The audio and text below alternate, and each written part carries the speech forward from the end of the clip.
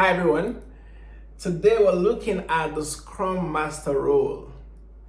What are the responsibilities of a Scrum Master? If you're considering being a great Scrum Master, then you should know these roles and master them. So today we're looking at 8 roles.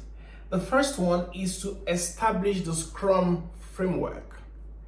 Now, the Scrum Master does this by establishing the Scrum processes within the Scrum project or the organization. It is the role of the Scrum Master to teach the Scrum team on the Scrum values and the Agile principles. The Scrum Master ensures that there's a new way of thinking that is brought into the team, the Agile way of thinking. The second role of the Scrum Master is to act as a change agent. Now, with the Scrum framework, change is expected, continuous improvement. And at the end of each sprint, the Scrum team will have what you call a sprint retrospective, where there will be a review of the work that has been done and the processes of the work the team followed in the course of the sprint. Now, the Scrum Master in this case ensures that all the changes that were suggested, all the points that were noted in the previous retrospective have been implemented, or at least in the process of being implemented. Because during the sprint retrospective, there's focus on the Scrum process. The team is examining what happened throughout the sprint with respect to the Scrum processes. Did we have all the meetings correctly, all the ceremonies? Did we time box correctly? Did we have the team collaborate well enough? So all of these are the issues that might have been brought up at the sprint retrospective. So the Scrum Master leads as the change agent to ensure that these changes are being made and the team is continuously improving. Now, the third role of the Scrum Master is to coach the Scrum team. Now, again, remember that the Scrum Master is a teacher of the Scrum framework. He's supposed to understand the Scrum framework, the processes, the values, and he coaches the team continuously on these Scrum values, like openness, like respect, collaboration, ensures that the team is performing, adopting all of these values. The next role is to ensure collaboration. Now, remember that a big difference that the Scrum framework introduces is collaboration. So the team is collaborating with the customer, the stakeholders. There's collaboration all across the entire Scrum framework.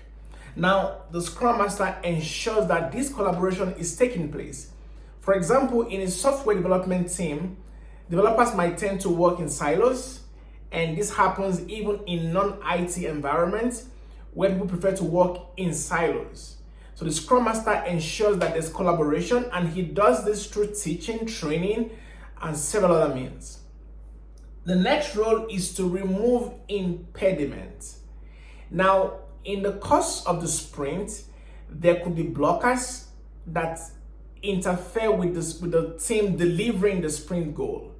The Scrum Master is supposed to be on the lookout, and that's one of the reasons why we have the daily stand-up meetings, where the Scrum Master is right there hands-on to catch all these impediments and take steps to remove them. It could be about resources, it could be about people, whatever the impediments are. The Scrum Master is there to support the team to have a continuous delivery, the continuous flow of work throughout the sprint. And this is a very important role for the Scrum Master. The next one is to lead progress of work. Now, the goal of the sprint is to deliver an increment, a product increment. We want to deliver a working solution at the end of the sprint.